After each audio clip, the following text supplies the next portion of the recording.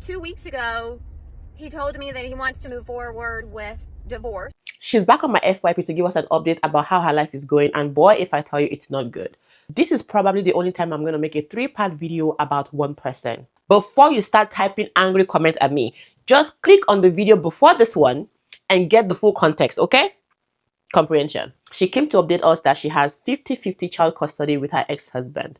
He gets a nanny for their children. She goes, why would her husband pay a stranger to spend time with their children? I asked him if I can be his babysitter, and he said no. He objected and declined that I cannot be his babysitter, and I can't spend the time that he's at work with my kids like I have always done. Why can't he just hire her as the nanny so that she can get paid to look after their children, and at the same time she can spend time with their children? That's the point where I draw the line. Something is wrong, and it's not with the ex-husband or the marriage, it's with this woman.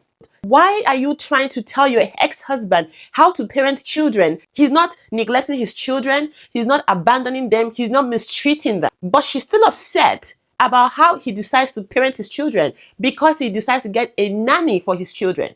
But she wants him to pay her to nanny their children so that she can get money while she's taking care of the children.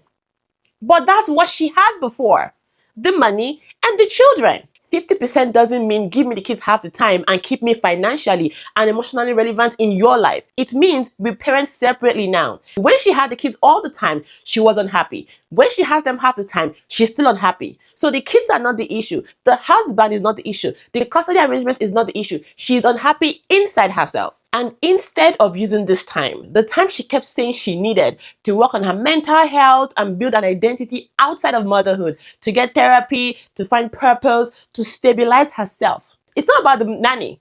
It's about a woman who doesn't know who she is without being attached to someone else's life. As soon as my husband moved out of our family home, he has contacted his ex-girlfriend from 13 years ago, telling her that he wants to fly to her and win her back. How does that concern you? It doesn't matter who he wants to continue his life with. You didn't want him. You made his life miserable. You were showing all sorts of behavior. Man got tired of it. He's a 55 years old man. He doesn't have that much time to waste. He wants to have a family. He wants to have stability. He wants to be happy. If he wants to go back to his ex-girlfriend to find that, what's the problem? This man made you miserable anyways. So what does it matter who he's talking to? You're just as miserable outside of marriage as you were in the marriage. What do you want?